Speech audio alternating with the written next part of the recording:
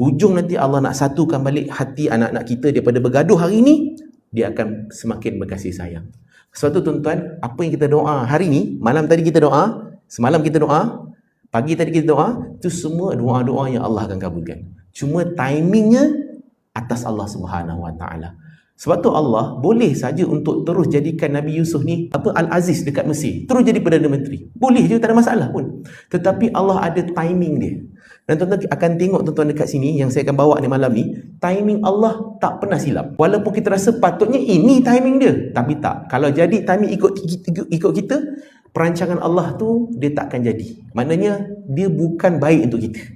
Okey, jom kita tengok pada ayat ke-68. Jadi ketika mereka masuk, dah sampailah kat Mesir ni, ketika masuk menurut arah yang diperintahkan oleh bapa dia. Ingat tak bapa dia perintahkan buat apa? Masuk kalau boleh ikut pintu yang berbeza-beza. Korang bagi-bagi. Jangan semua 11-11 tu masuk pintu yang sama.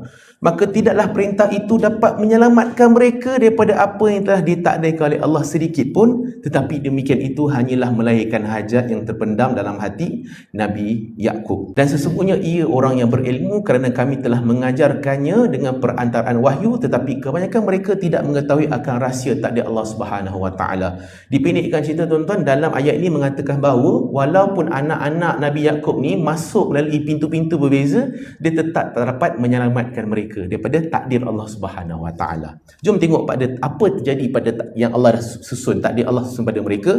Semasa mereka masuk mendapatkan Al-Aziz, ni ramai-ramai ni, sebelah orang ni mendapatkan Al-Aziz, iaitu Yusuf AS.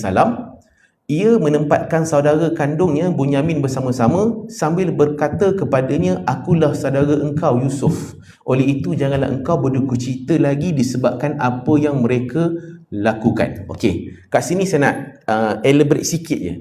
Masa abang-abang Yusuf ni dengan adik kecil dia Bunyamin ni masuk, dah sampai ke Mesir nak dapatkan bantuan, nak dapatkan orang kata ganjaran makanan